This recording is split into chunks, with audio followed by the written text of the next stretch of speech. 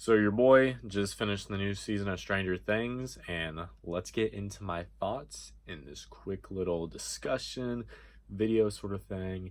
We'll find out along the way. So we're not really going to be around the bush about the plot. I mean, if you're watching this, I'm 95.89% sure that you've already seen the show. I mean, good God, you're not going to just watch my video and be like, okay, since this Lord said that it's good, I'll watch it. So let's just jump into it. The opening scene was like really sick, like in a good way, and kind of like sick. Whenever the scientists were shocked and electrocuted, and it was all in slow-mo, and it was that super sick like ambient music in the background with all this beautiful lighting. Here's the thing with Stranger Things, I feel like they always open every season with an intriguing, unique sort of sequence. It's never something like just puts you into a situation where you're familiar. It's always something new that you're not sure about. And after that really bone-chilling, just super surprising sequence in the beginning, we're thrown into a more comfortable situation with all the characters that we know and love.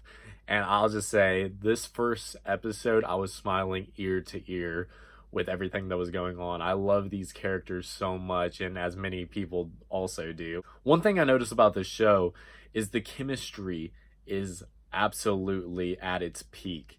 Everyone is so natural. It's always been like that throughout the show, but I feel like it's especially noticeable throughout this first episode and the whole season, as a matter of fact. Just everyone's new relationships beginning, or, older relationships still going forth. One thing I really dug about this season were the relationships and how the previous relationships were added with a new dimension, or they were just turned on their head in a completely new and fresh way. And also with relationships that we've never seen before. That's what I really like. They don't stay complacent with these relationships. They challenge them and add new facets to them and everything. It doesn't stay complacent. For example, Mike and Eleven, their relationship is stronger than ever. In the first couple of episodes, they're really like super tight. Like, they go to Hopper's cabin. They try and abide by the 3 inches rule. And you're just like, oh, this is sweet and everything. But also, it's like, dang, they're kind of ditching the gang and everything. But what I really liked is it wasn't like that throughout the whole season. Because honestly, after a little bit, I didn't know how much longer I could stand that. I was like, okay, it's all lovey-dovey. I get it. But whenever Eleven forms this new relationship with Max and they become really good friends, and Max is kind of like, hey, you don't have to just be his girlfriend and only, obey what he says. You can do whatever you want. And then she says, hit him with the I dump your ass. And that's a new facet to the relationship. I mean, they're like kind of at odds. Like, it's nothing serious because they're just like kids, but it adds a new dimension to them. They're kind of at odds, which I really liked. And another aspect of that, I really loved the friendship that formed with Eleven and Max. I thought that was really nice, really sweet. It's good to see Eleven, really form a bond with a girl her age and everything. I like really dug that. And that whole episode 2, the Mallrats, I really, really liked that episode. I love how Mike was looking for a gift for Eleven, and Eleven and Max were just, trying to enjoy themselves, and they met up at the end. She hit him with the I dump your ass. I just really love that episode. That episode was really well done, and I love the relationships that they built and planted seeds in that episode and how they grew throughout the season. Also, there's a new layer added to Billy. He is kind of taken over by the Mind Flayer, and he's kind of a servant to the big overall picture, which I really dug, because I don't know how far they could have took his character, because he hit a bunch of good beats in the second season, but I was like, he's kind of almost a one-dimensional character, so what else could they do with him? But this season, it shows that he's truly more than just a one-dimensional character. Another great thing about this season was a new subplot introduced with some Russians, and that followed Robin, Dustin, Erica, and Steve, and all of them were perfect together. The chemistry, as I was speaking on earlier, between them was palpable. It was amazing. I I think Robin and Steve, what their relationship went through their overall season was great. I wasn't expecting how it turned out in the end, but I think it was really well done and like really beautiful in the end. Erica, that young actress, she did an amazing job. She was so funny. At first, I was like, okay, how far could they go with her? As I was thinking with Billy, in the beginning, I was thinking, okay, how far could they go with this character? And she was great. Her and Dustin, their banter back and forth was great. I love that subplot though with the Russians that overall extended into the main, overall plot towards the end.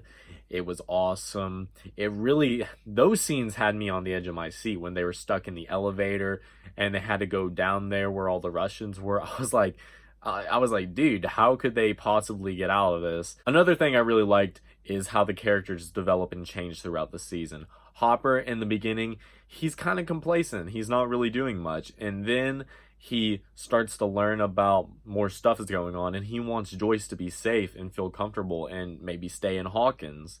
So then he becomes like ultimate badass, like beating up the mayor, throwing him in his house and like beating the shit out of him. He was just a total badass throughout the season, which I really enjoyed.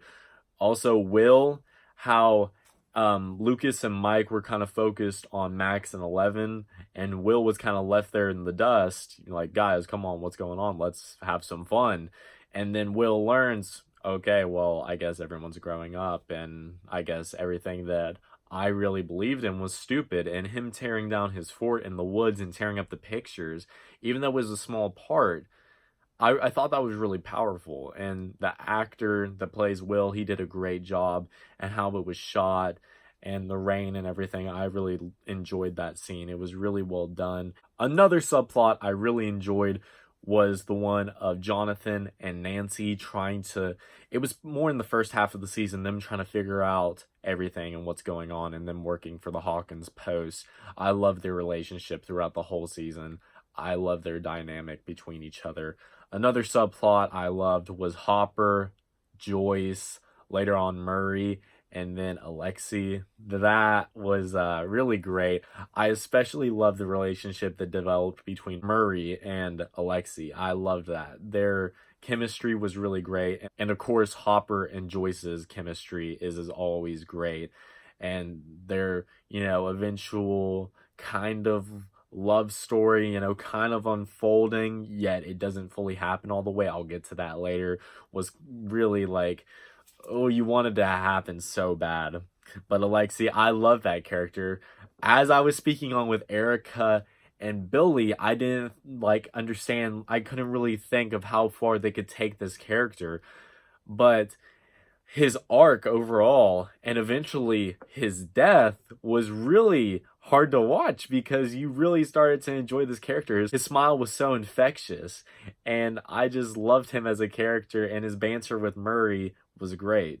Hopper is also basically fighting the Terminator throughout this whole season, which I didn't expect, but I think it was really cool and well done. Speaking on the last 2 episodes, I loved the scene that Robin and Steve shared after they got, actually, I loved the scene of them when they were basically high throughout the second to last episode, I believe. That was great. And after they got done, being high, I loved the scene that they shared in the bathroom and how they expressed their feelings to one another, and then Steve eventually learned what Robin really was going through and who she was as a person. 11 flipping the cars onto the Russians and killing all of them and saving her friends. I literally wrote holy shit because it was so cool. And then after that, the leg scene with Jonathan, 11, and the whole gang there. Oh, dude, that was hard to watch. He straight just stuck his hand in her leg. I was like, oh, dude. I'm kind of okay with watching stuff to an extent, but when he stuck his hand in her leg, I was like, oh dear God. And then she said, I got it, and she got it out of her leg and it shot back and you see the boot stomp on it. I was thinking, oh dear God, Billy's here. And then it pans up and it turns out to be Murray, Joyce, and Hopper, and that was a great end to that second to last episode. And finally, on to the last episode. Everything leading up was great. I loved all the directions it took. One thing I was kind of about was the Susie and Dustin singing part on the phone. Overall, I enjoyed it. Like, it was funny and everything. I was just kind of thinking, I was like, throughout the whole episode, I had a sense of urgency. And then this little cute singing part, we could do without so much of that. Maybe if someone would have, like, interrupted, I was like, okay, come on, we need to save the world. But I guess that kind of would have that would have created even more questions and made it take even longer. So that was kind of like one of my little nitpicks. But other than that, I loved how they used the fireworks. I didn't know what direction they were going to take whenever the gang left in the station wagon. I was like, did they just leave 11? But of course they went back and saved them with the fireworks. Billy, redeeming himself in the end. I thought that was great. And finally, Hopper basically sacrificing himself. That was really hard to go through. And then Joyce and Will meeting back up, and then you just see Joyce looking at 11, looking for Hopper, and oh dude, that's kind of whenever I started to get a little emotional. And then of course 3 months later, Jonathan, Elle, Joyce, and Will are all moving, and I was like, I didn't expect them to actually go through with that. And I was like, dude, what the fuck? Like, what is this? Because this is just me as a fan coming out. The whole gang's getting split up. Like, dude, that killed me. I was like, oh my gosh, I didn't expect them. I respected, though. I did not expect them to go through with that. Jonathan and Nancy's goodbye, that was really tough because I've been a fan of them two getting together, being a thing since the first season, of course. That was really hard. And then, oh god, I believe after that, Mike and Elle said their goodbyes. And that was really tough because they were talking about, oh yeah, we'll visit each other on these certain days and stuff. And I was like, okay, well, I guess that adds another dimension to their relationship. But is it really for the best? It sucks. And then the crescendo. Hopper's letter to 11. Holy shit. That was the saddest thing I have ever witnessed in my life. Not legitimately, but I was not ready for it. That was so upsetting, so beautiful, and 11's reaction at the end, reading the letter, and her throughout the letter, where she starts kind of cry. Okay, she's crying. Okay, she's sobbing, ugly crying. That was me. I was right along with her. I was ugly crying at the end. I was like, dude, what is this? I'm in a depression now, thanks to you, Stranger Things. And I was like, dude, what is this now? What is gonna happen to the gang? What's gonna, transpire throughout that? I loved how they wrapped it up. But at the same time, I hated it because it was so sad. But what I respect a lot is how at the end of season 2, it was this great, really cathartic moment that everything was happy and everything was ending in a great, mood. And this is the exact contrast, in my opinion. Everything is kind of it's not horrible, but it's grim. Everyone's leaving. Everyone's splitting apart. And I respect that because, not everything can be perfect and everything can't be without consequences, especially in this show where of course it's sci-fi, but it's also, pretty grounded in reality. But then in the final scene, the little sequence after the credits a little bit, there is the Russians feeding the Russian dude or whatever to the Demogorgon. I believe that was actually just the straight up Demogorgon, which was cool. At least I thought it was the Demogorgon. But I watched this in the video where someone pointed out, and I really thought about it, whenever they were opening the door and saying, no, not the American, could that be referencing Hopper? Because they never really showed him dying himself. You know, in the blast, they only showed the 4 scientists getting like blown away. They never showed Hopper. So maybe Hop's alive. Who knows? But I guess we got next season to figure out. But I loved this season. I think everything was extremely well done. Just that letter killed me. If I would have to give Stranger Things 3 rating, this isn't just me embellishing in the hype.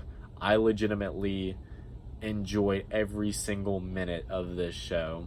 I would give it a 10 out of 10. Just perfect. I loved it. I barely had any nitpicks with it. Call me a fanboy. I just legitimately loved every second of this. I'm sure you've seen it. If not, I just spoiled the whole thing for you. Sorry. Let me know what you thought about it down in the comments below. Please make sure to drop a like. I really wanted to get this out because I just really enjoyed this. I just wanted to share my thoughts and everything that went through my head whenever I watched it. So thank you all for watching. I greatly appreciate it. And here's to Stranger Things Season 4.